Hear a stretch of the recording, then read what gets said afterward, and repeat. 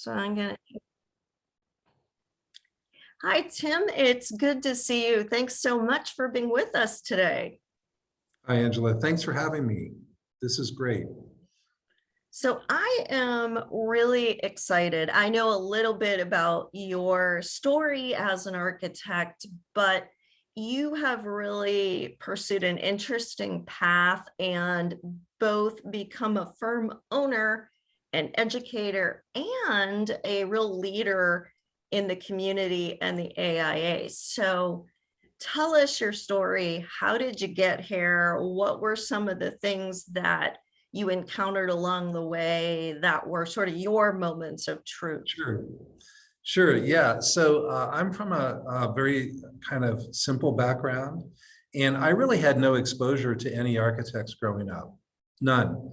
And I started down a pathway to become an engineer. And I remember distinctly sitting in my mom and dad's house, going through the catalogs for different schools, trying to figure out which engineering I might like. And it just was not resonant with me. I knew that I could not do it. And, but that's where I was headed. And so I applied and I came to Ohio State. And interestingly, at the orientation, Ohio State has the School of Architecture nested within the College of Engineering, which was really beneficial to me because I saw that and I said, I'm interested in that. And there was something about it that just sort of resonated with me at that time. And looking back on it, I had done all of the things that a lot of people who are in architecture were interested in. As a kid, I sat around and drew house plans, and I like to play cars and make cities and all of these things that we all do. So I had the good fortune of being able to transfer my major to be an architecture major at that point. The catch is that when I went home and I told my parents, they were not pleased. Uh-oh. And my father had a relationship with the dean at Kent State University, and he golfed with him. And the dean told him that architects do not have steady incomes. There's challenges with your career, and it's hard to be, make consistent money and a good life through architecture. And my dad was very concerned that I was going to take this path because he thought I had a lot of potential. And the reason engineering was so attractive to him, it seemed like it had more stability. So interestingly, I started off in architecture being warned about it. And so I have had a career where I have, in some ways, in many ways, been always trying to improve it because I was fearful from the beginning that it was not going to be stable and that it wasn't going to be something that could sustain my career. That's so funny because I was leaning towards going to college to be an artist, and my mother was very afraid of that. And she's the one, like you said, I did all those things as a kid too. She's the one that connected the dots and had me to an architecture firm. So she saw it as more stable. Yeah, it's almost like a happy coincidence. And the instant I got into the the studio programs and the drawing, I was so into it. I was just head over heels in love. The other thing too is I found my people. I found my tribe, right? So I found all of these young people who I could have something in common with. And I grew up in, an Appalachian county in Ohio, and I was very well liked in high school, and I had a lot of friends. But when I found the architecture students, I had people I loved, right? And that's the other thing that I think drives me. I really like you. I like other architects, just naturally want to be around architects. And I think that's what's kind of driven me as well. It seems like I'm very proud to be a part of the group. I find all architects so interesting. And that's the best thing about architecture. The worst thing is that there is not a pluralistic definition of what an architect is or can be. And I think that's one of the reasons I lean into leadership.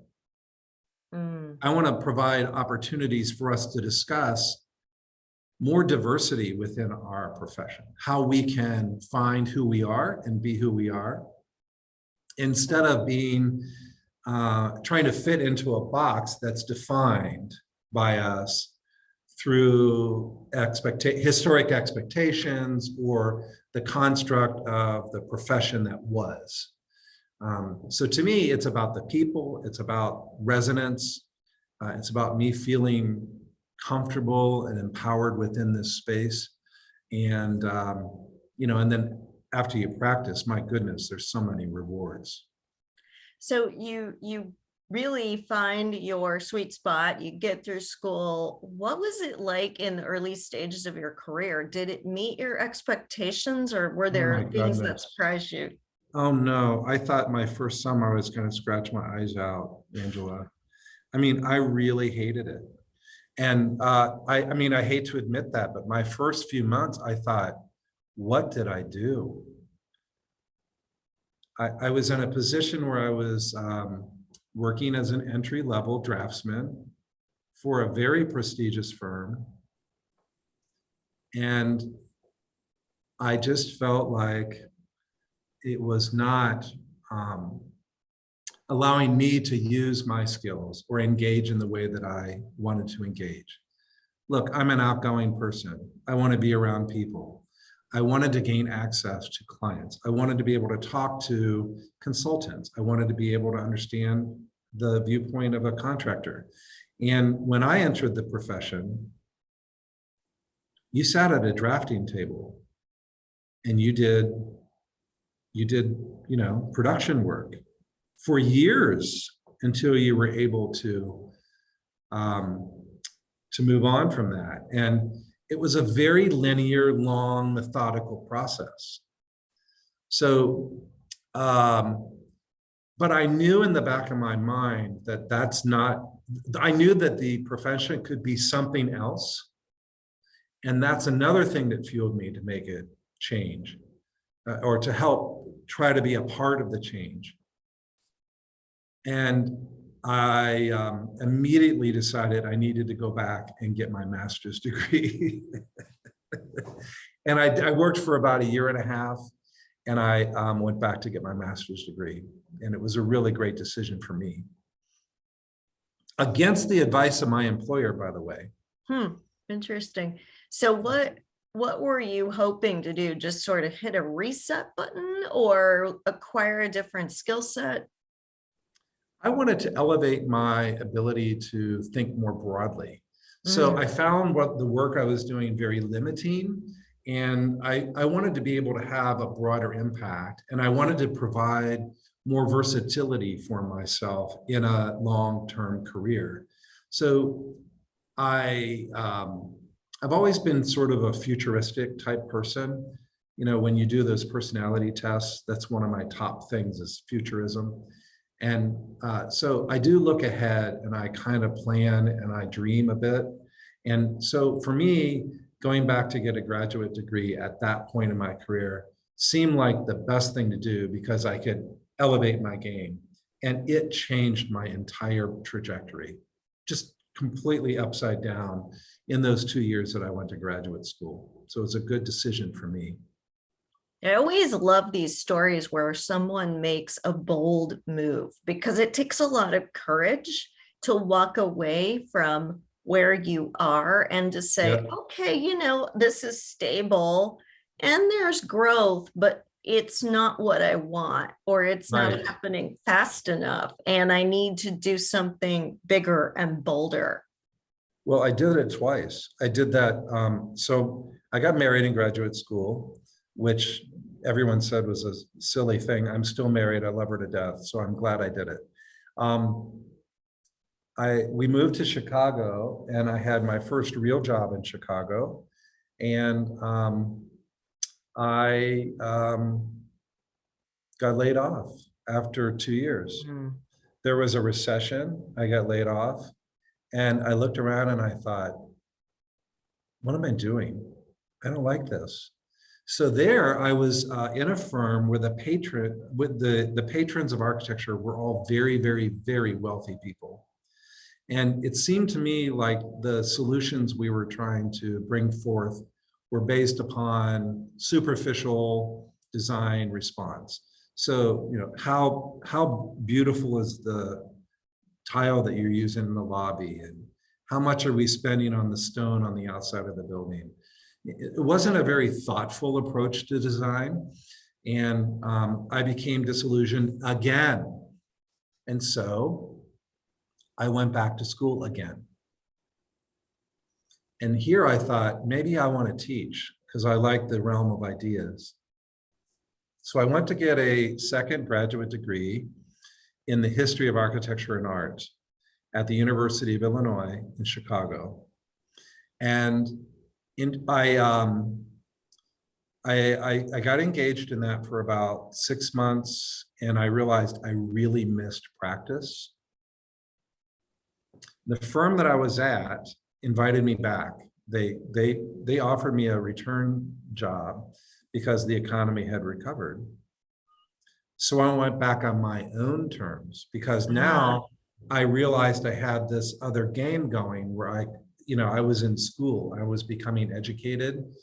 And if you want me to come back, I'd be happy to.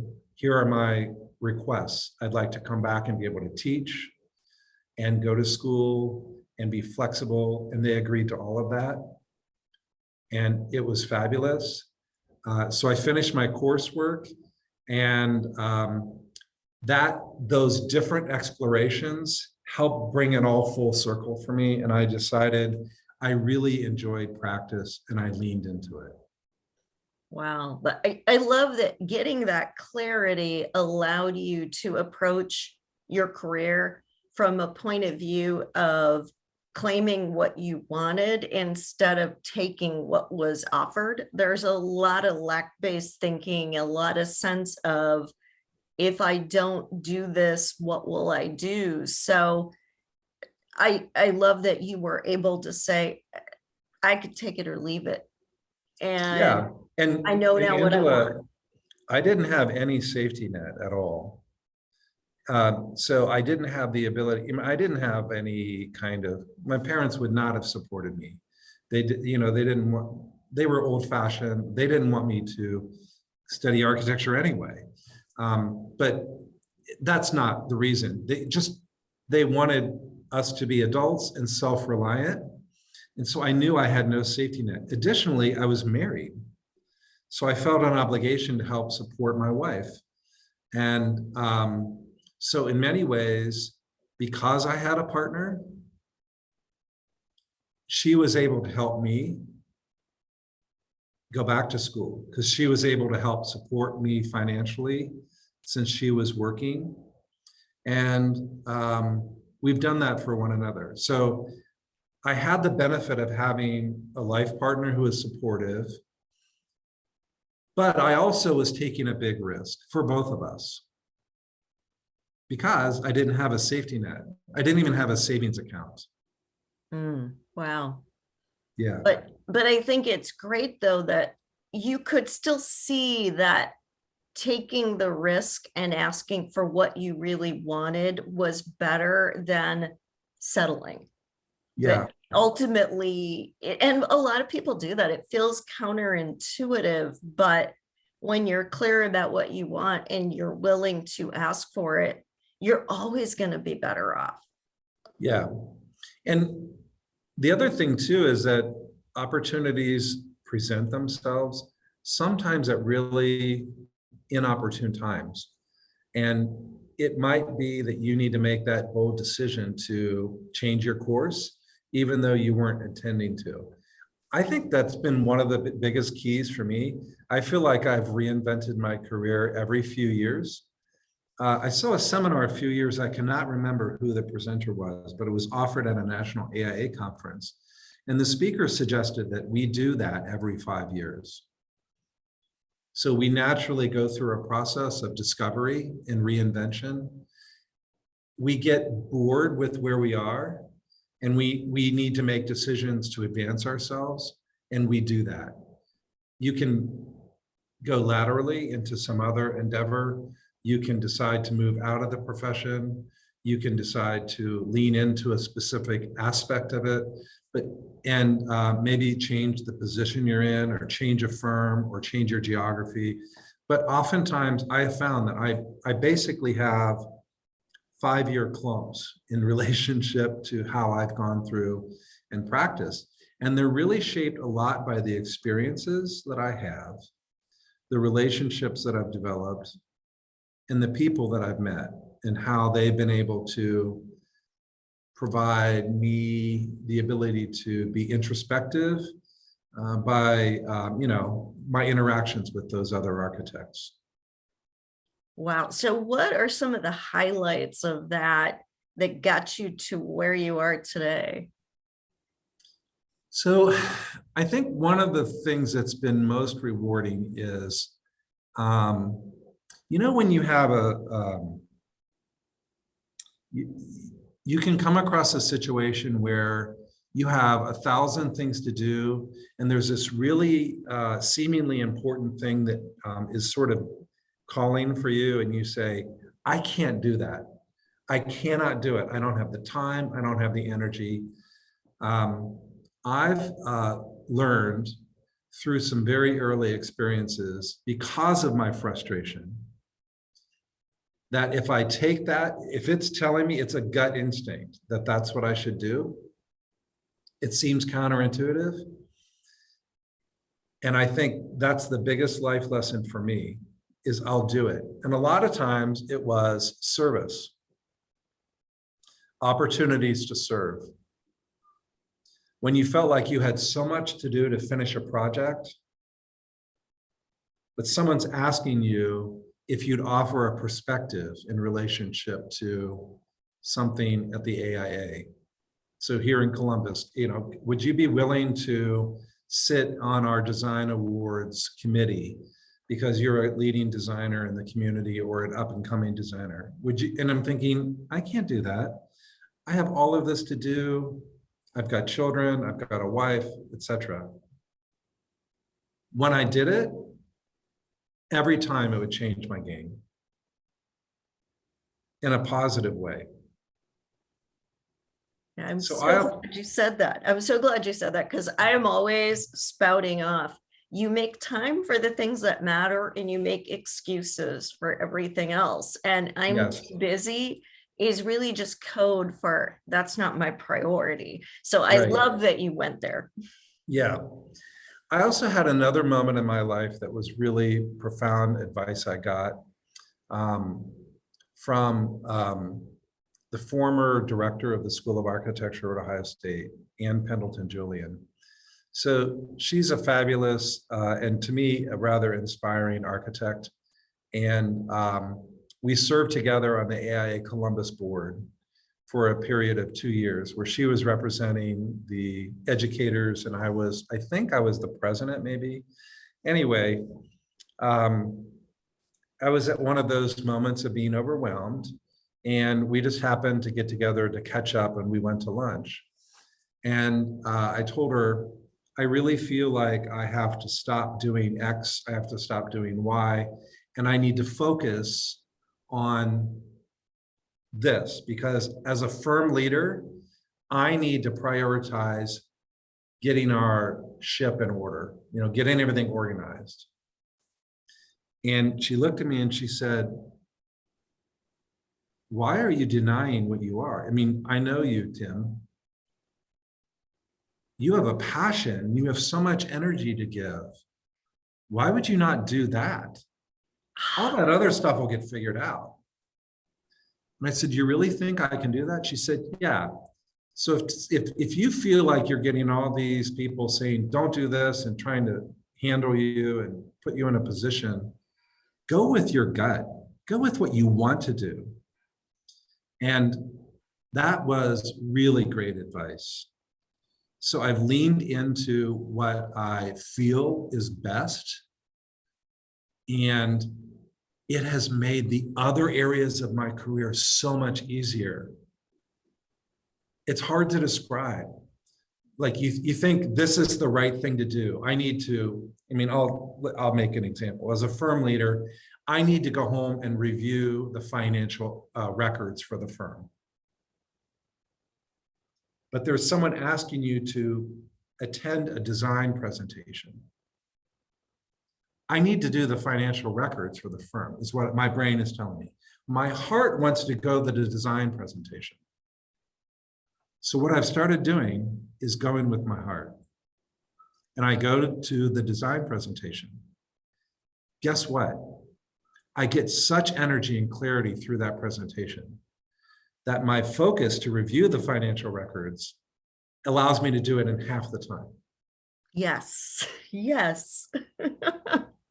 No, I find that all the time, and it's a common topic on the show and in the architecting community in general. So I really am so happy that you are sharing the similar story, that when we recharge ourselves, rather than taking time away from all the work we think we have to do, we actually can do it faster and better because of having taken that time. And the other thing I've learned is there is a lot of people who tell you you need to let go. And I never understood what that meant. But when you go with your heart, you have to let go of things. And what it allows for other people in your life to step in and show their strengths. And they begin to flourish because you're giving them space. I received a pretty prestigious award a couple of weeks ago from Ohio State. It was an alumni award. And as part of my remarks that I made, I did say, you know, I understand I take up a lot of space in the room. And by recognizing that, I've realized I need to make room for other people. And sometimes that means stepping out of the way. So one of the things that's fueled my progress in the AIA is I've wanted to keep giving and engaging, but I felt I need to get out of the way so that others can be or serve in the role that I was serving in. And so I've gone from this type of service to another role and found fulfillment in that other role, and then moved on to yet a different role.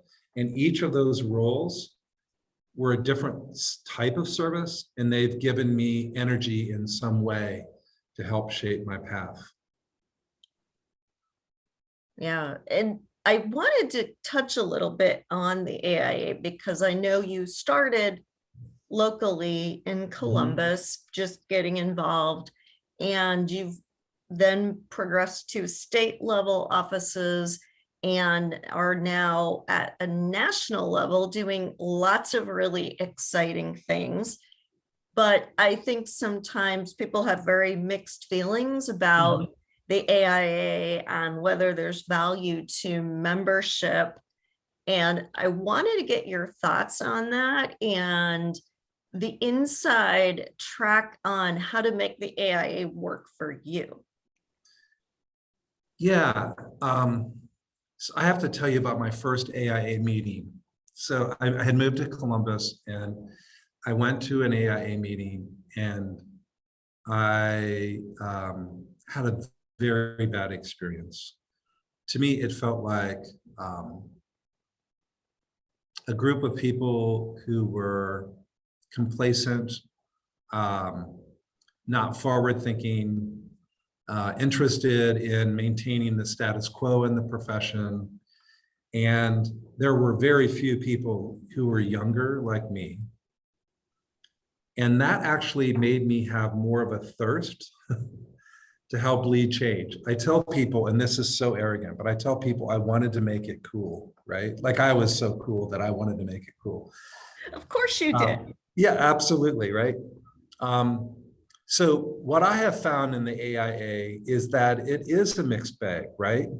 There can be moments where I feel I'm part of a bureaucracy or that I'm part of a machine. That's very few moments. Most of the time, I feel so empowered by the people I'm able to meet and learn from, especially when you diversify your service. So one of my most rewarding service opportunities in the AIA was through the knowledge communities. So in the beginning of my career, I didn't have a real path for what I wanted to focus on. I was a strong design student, and I actually was serving in a role of being a designer and a project architect. And I had the ability to interface with clients and enjoyed that, etc. And through the firm I worked at, which I now lead, I started working on corporate workplaces for these .com or tech-based organizations. And I also started working on religious projects.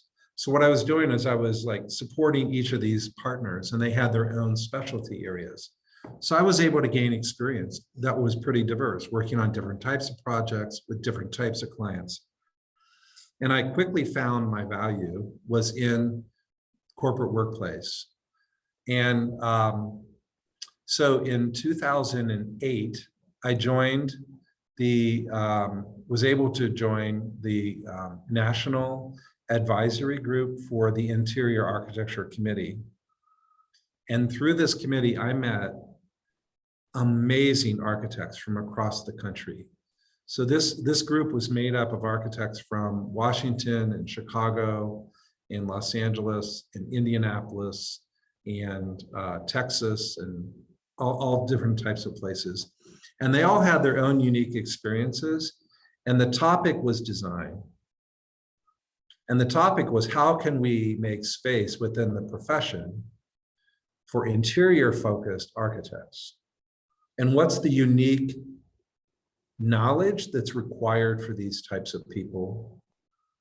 How do you distinguish yourselves? How do you, work through the specific challenges that come? You know this because of your healthcare focus, right?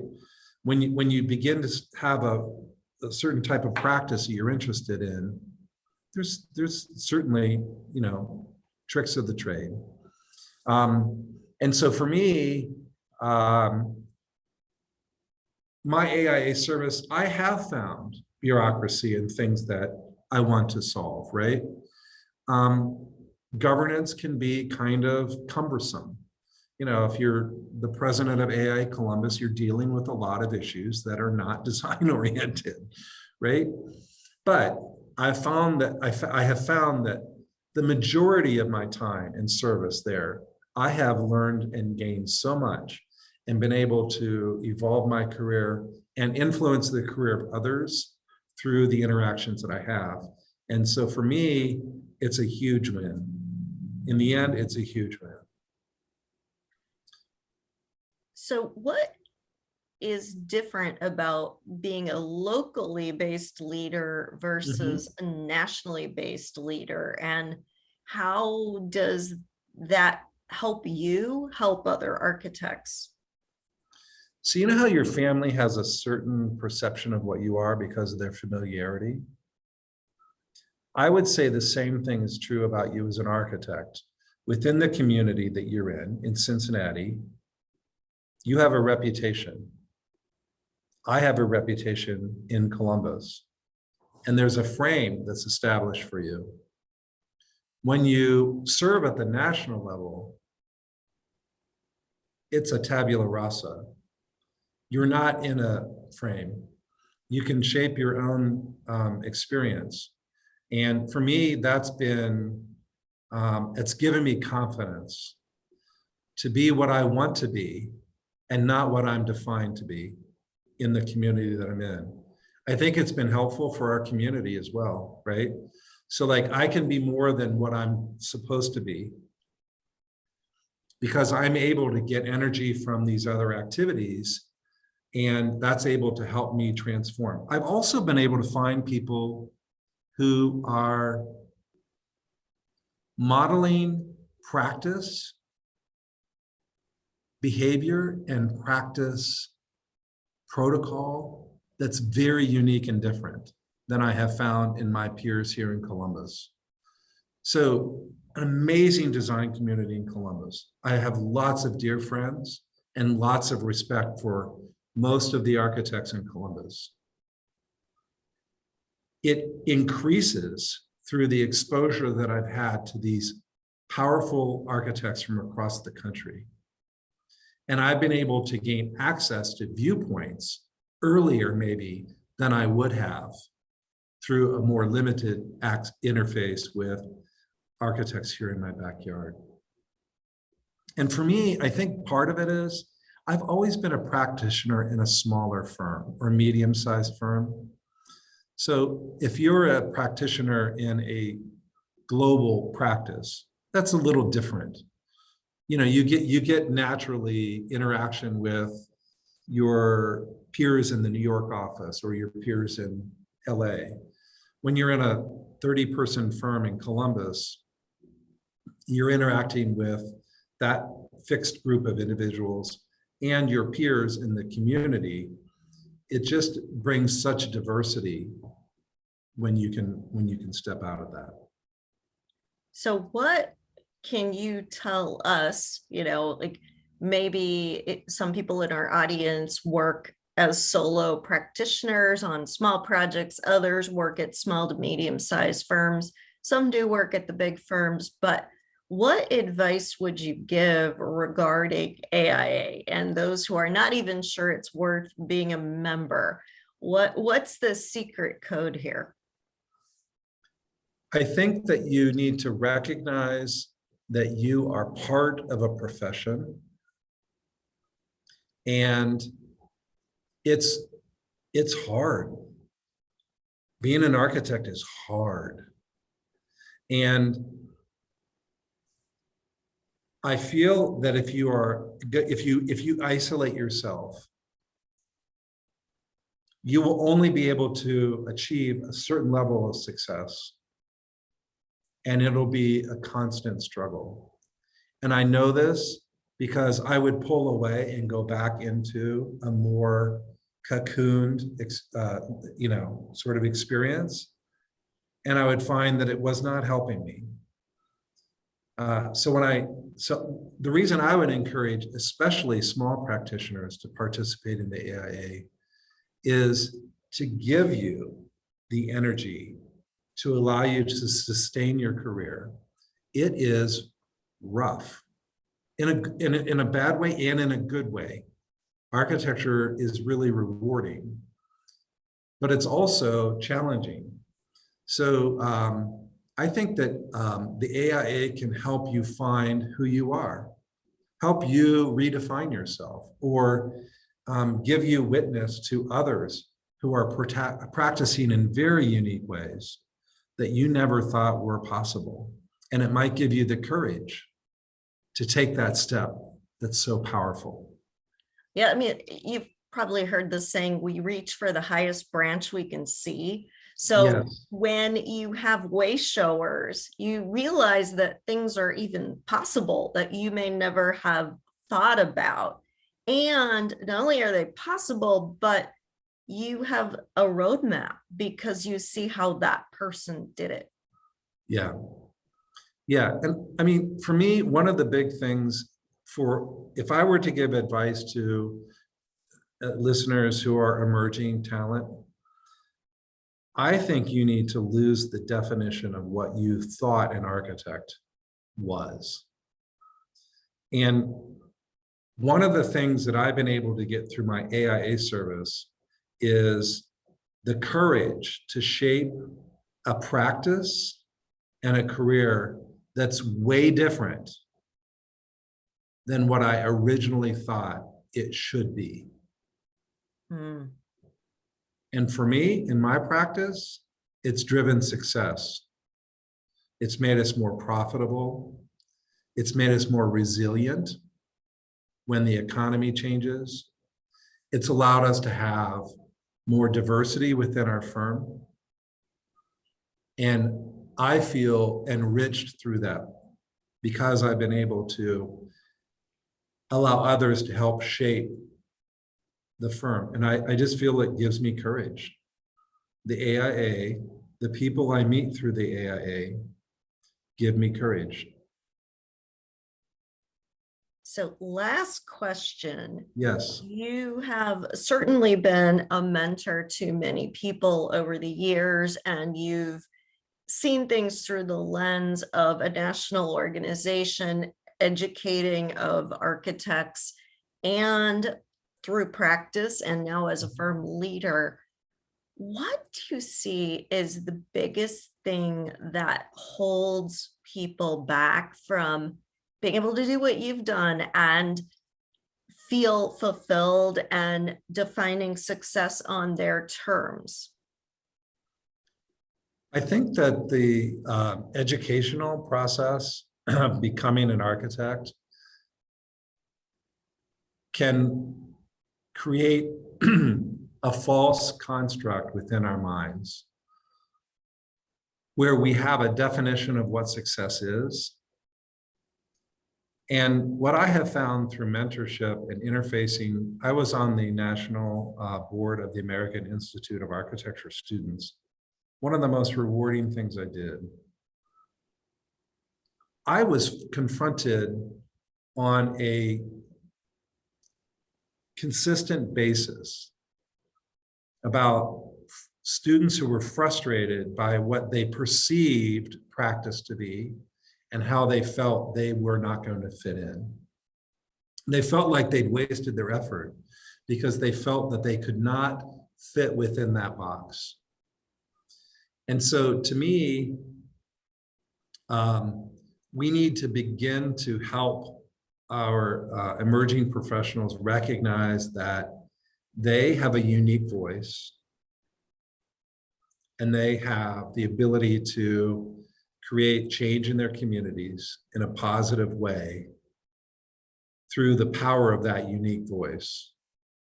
And to me, I think if we can all look at practice in that way, we'll be better off.